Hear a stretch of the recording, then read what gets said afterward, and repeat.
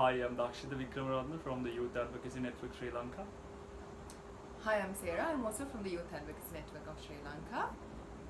And today we are about to speak for a special campaign done by our sister organizations, YouthLEAD and YPEER International.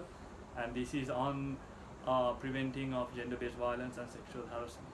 And two of us are specifically going to focus on capacity building and supporting self-protection of young women, especially young key women who are affected by HIV.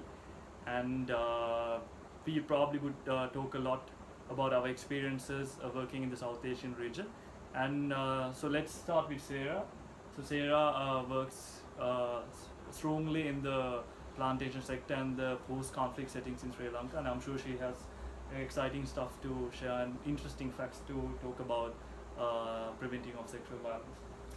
Actually, sexual and gender-based violence is very common. It's everywhere in different forms. It could be in the form of cyber violence, it could be in the form of public transportation harassment, it could be domestic violence, intimate partner violence. It takes different forms. And sexual and gender-based violence necessarily doesn't happen from a man to woman. It could take different forms. It could be a woman who is harassing another woman. It could be a trans person who is being harassed. So it's not just a binary thing that just happens between men and women. So we fail to understand this generally, and one of the main reasons and one of the main issues that we see is actually when you work, it's very difficult to advocate on policies, or it's very difficult to advocate for changes because there is no enough evidence on sexual and gender-based violence against young women and girls. The data is not there. It's very difficult to do research and studies as well because of the cultural sensitivity and the taboo when it comes to sexual and gender-based violence, because it's a very sensitive topic. So it's actually very difficult for us to, people don't come out with issues related to sexual and gender-based violence. So this is one of the main things that we see across Sri Lanka and also across Asia Pacific region. And I think one of the main reasons for people not to come out or even rather go to police station and lodge a complaint is mainly due to the fact that there's a lot of capacity building issues in terms of these sensitive topics, especially with regard to Sri Lankan context. I think we rarely talk about relationship education or respecting diversity or even sexuality education for that matter. And most of the programs we have in schools are not comprehensive, and they just only look at the biological aspects of sexuality.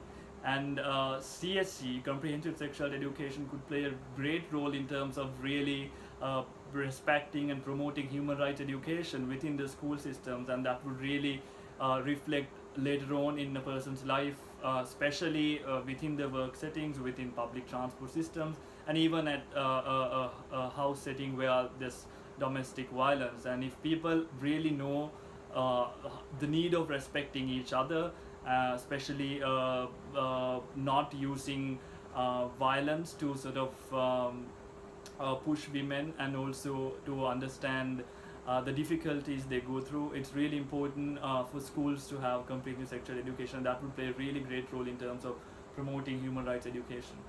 And also, just to add to what Dakshita just said, also women and girls are very reluctant to go to police station and make a complaint. One, because they are not aware of the legal system and the laws in a country, and also they do not know what their rights are. We don't have a rights-based education, we don't have a gender-responsive education. So most of the time, women and girls and people are unaware of the laws and policies that's available to protect them from sexual and gender-based violence.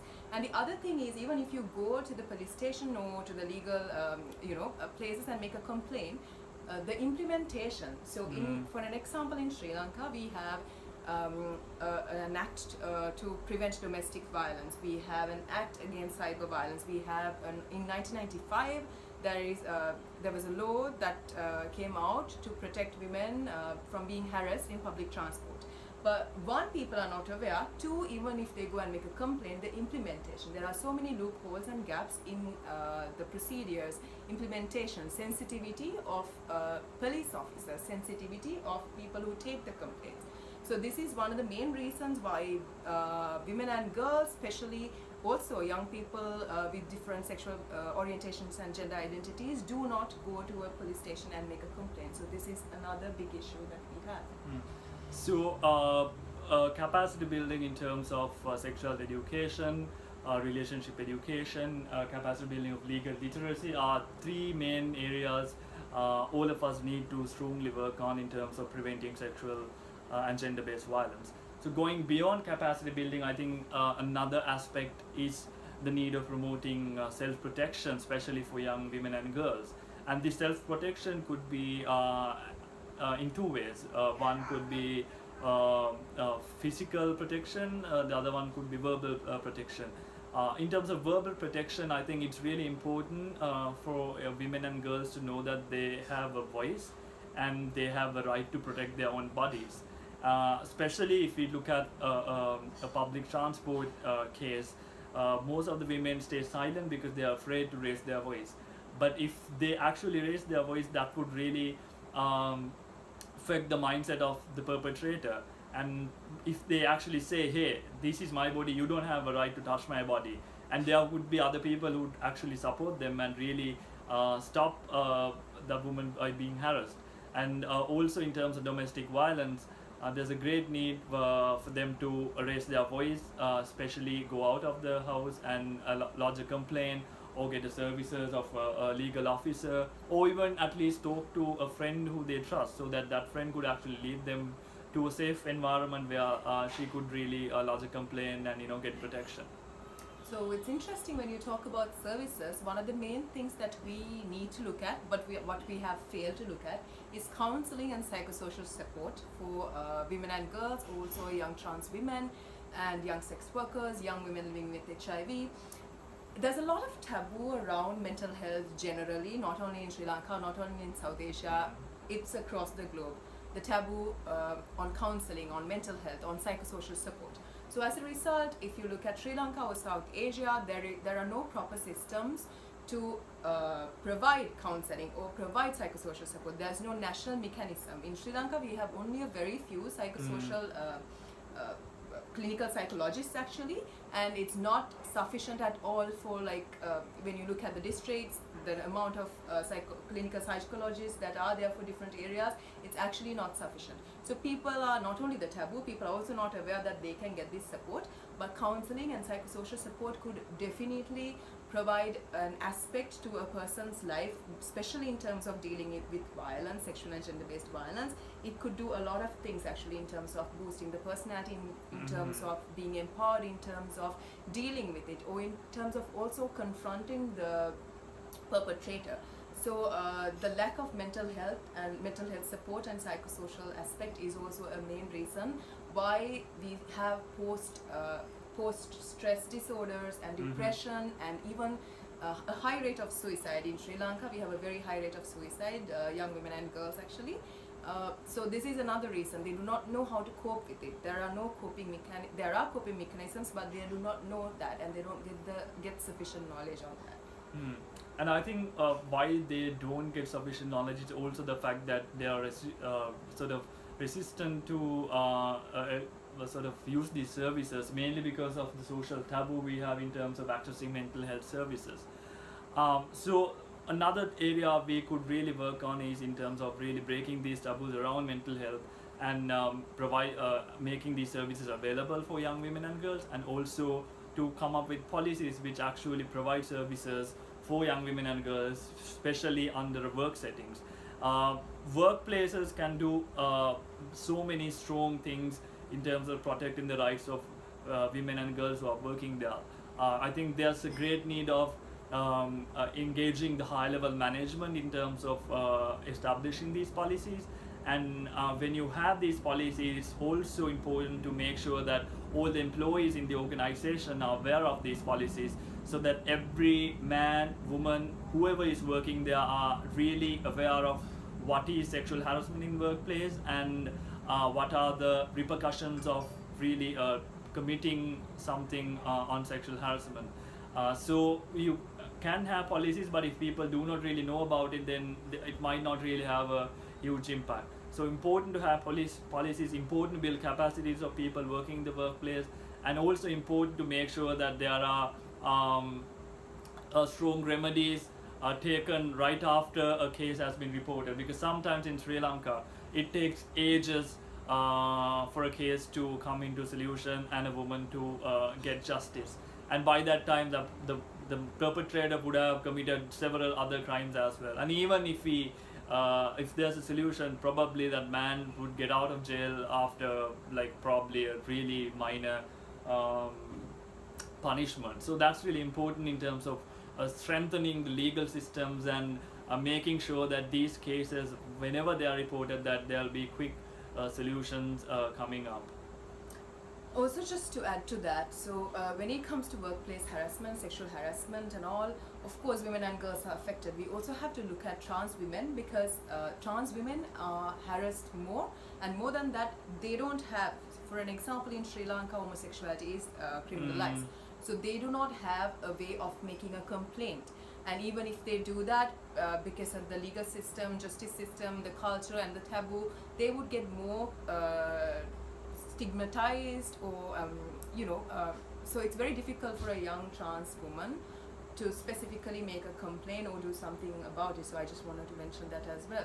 But just to generally add to this, it's very important when it comes to these policies, national level policies in the national level, also policies and procedures in companies, organizations, or workplaces. It's very important to actually meaningfully get the participation of young women and girls, young trans women, into these processes, because it's very normally what happens is there's a policy somewhere, and then it just gets implemented, or it just gets adopted, and nobody knows what's happening, and the real issues and the real need is not reflected in the policy. So it's very important that we get young women and girls involved, participated, and maybe get them to lead these policy making processes. So this is very important, not only in a national level, but also in different other levels as well. Yeah. And getting back to self-protection, another point I couldn't raise before is the fact that there's possibilities of physical self-protections, physical interventions, and this is mainly on developing martial arts skills and defense skills, especially for young women and girls. And it's totally fine for a woman to follow a master class on martial arts or some another self-defense mechanism, and it's I think there's again there's taboo in terms of being harassed, when people would really rather say that if you're being harassed, don't try to defend yourself, because then the other person would harass you more, and because they'll be more violent. Or but they'll take revenge or something like exactly. But the evidence has proven that it's okay to defend yourself, and whenever you defend, there's a possibility that the person would actually run away, because it will challenge the status quo, and if you really fight back, most of the time the person will really let go, and because they don't expect, especially a young woman or girl, to fight back, because we live in a patriarchal society, and sometimes men feel that they have a right to really violate another person's, especially a woman or a girl's body, or exactly. So they think it's fair for them to really touch or grope or do whatever, and sometimes they don't even understand it's harassment. So physical self-defense is also important. And another point I'd like to mention is the fact that when we are talking about prevention, it's also important to engage men and young boys in terms of having a discussion on prevention, because it's really necessary for them to know that it's a crime or it's a harassment, and they do not have a right to intervene and violate the space of another person. So the knowledge and information in terms of preventing sexual harassment and gender-based violence is a conversation where young men and boys should also be engaged. And that conversation actually shouldn't be from a protectionist point of view. I'm going to save this person, I am a man, I'm a boy, I have to save these women from these things. That's not the attitude, or that's not the perception that should be there, but more of a civic responsibility, or knowing that we all are equal, and standing against harassment. So that's the perception that we need to have. Anyway, just to end the discussion from my side, I think in an era where sustainable development it's getting a lot of attention, and sustainable development goals are there, we have to achieve them by 2030. Mhm. So it's very important in order to achieve gender equality, in order to achieve human dignity and human rights and justice, we need to do something together. Civil society needs to do something together with governments, activists, religious institutions to combat gender and sexual violence against women and girls. And we are at a time where the world has the highest number of young people, and that's why youth-led organizations like Youth Advocacy Network, YPEER, YouthLEAD, and campaigns run by UNZIP the Lips, it's really important for these youth organizations to take the lead in terms of preventing gender-based violence and promoting human rights and equality. So in a nutshell, we did talk about capacity building in terms of relationship education, increasing legal literacy, the greater need of having more policies in terms of protecting the rights of women and engaging young women and girls in terms of developing those policies, and also self-defense. So it was a great honor to speak to all of you, and we really hope that this will be a continuous conversation, and hoping to see your comments and questions, and we'll definitely be interested in responding to them in the next couple of days. Thank you so very much. much. Have fun.